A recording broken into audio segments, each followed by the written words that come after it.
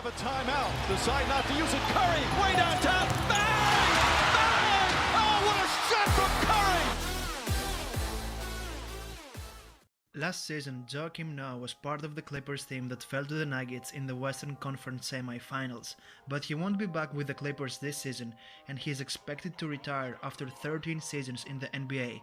So let's have a look at his career. I'm Bill, and here is the career retrospective of Joakim Noah. Noah was born on February 25, 1985 in New York. He had sports in his DNA since his father was a tennis player and his grandfather a soccer player. Young Joakim though chose basketball, and after high school he was considered a 4-star recruit by Rivals.com. An athletic scholarship from the University of Florida followed, and thus Noah's college days began. He started slowly, playing only 9 minutes and averaged 3.5 points and 2.5 rebounds in his freshman year.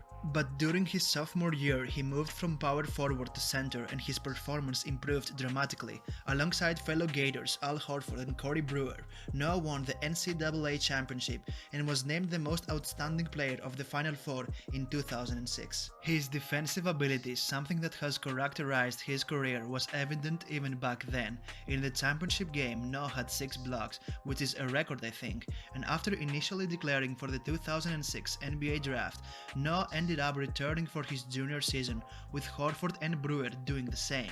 Another championship followed, and it was time for Noah to enter the magic world of the NBA.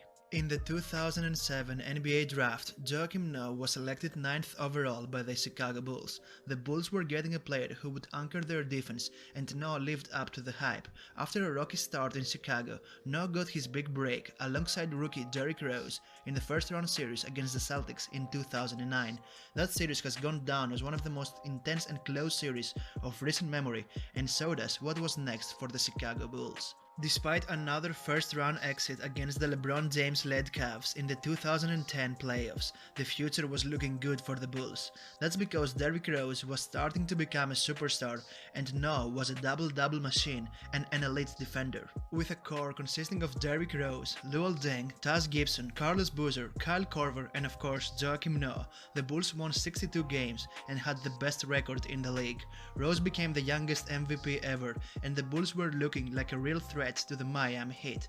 The trio of Wade, LeBron and Bosh was too much for Noah and the Bulls though, and they lost to the Eastern Conference Finals in 5 games. Hope was not lost for Noah and his team though. Noah had established himself as one of the best defensive big men in the league, and Rose was a superstar. They could have taken down the Heat, but on April 28, 2012, in Game 1 between the Bulls and the Sixers for the first round, this happened. Right there for Philadelphia. That's the right message to send to this young team. That's exactly what you're supposed to do, because the Bulls are trying to send a message and a knockout punch that, look, we're looking to sweep you guys. You wanted us. You were crying out that you bypassed the harder team in Miami Heat. Rose came down bad on his left foot. See him holding on to his knee and down. The Bulls were up by 12 with 1 minute 22 remaining. Rose shouldn't have been on the court. After losing their star, the Bulls lost the series and the opportunity to exact revenge from the Heat. With Rose now gone, Noah had to step forward and be the leader of the team, and he didn't disappoint. Over the next 2 years, Noah made the All-Star team both times. He was named to the All-Defensive First Team twice, and he won the Defensive Player of the Year award in 2014.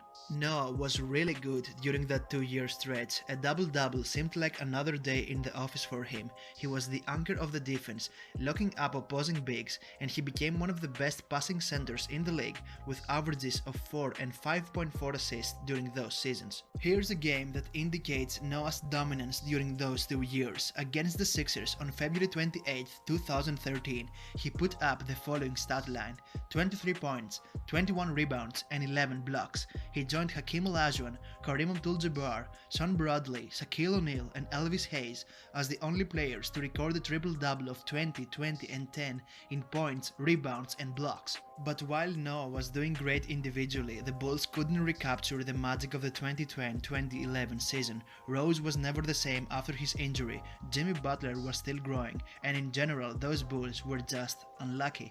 Nothing went their way.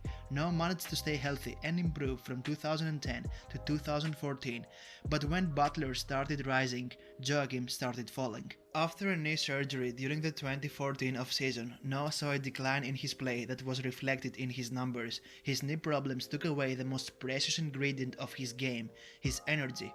Unfortunately, the 2014-2015 season was the beginning of the end for Noah's career. His bad knee was never fully healed, and a shoulder injury put the final nail in the coffin of Noah's run in Chicago. In classic Knicks fashion, they signed Noah to a questionable 4-year, $72 million contract. Noah had returned home, but not back to his glory days. Not even close. His body betrayed him. He had surgeries on both his knee and left shoulder, and during his first 2 seasons with the Knicks, he played in only 53 games. After 2 surgeries, a drug violation, a heated altercation with coach Jeff Hornacek, and a demotion to the G League, Noah was finally released from the Knicks in the fall of 2018. After that, he tried to recover in Memphis and more recently in LA with the Clippers without much success though. Unfortunately, Noah ended up having a sad story in the NBA. But let's not close this video out on a sad note. Noah was one of the most energetic players in his prime, a spiritual and vocal leader, a guy who you love to have in your team. He was a defensive monster and a headache for every center in the league. His passing and touch were amazing for a guy of his size. If things had gone slightly different for himself and the Bulls, Noah could have had a ring now. But at the end of the day, Noah got to play the game he loves at the highest level, getting paid while doing so, and he was really good at it. Most players don't even get that opportunity. Hopefully, Joakim Noah will have a happy life after retiring. Thank you all for watching.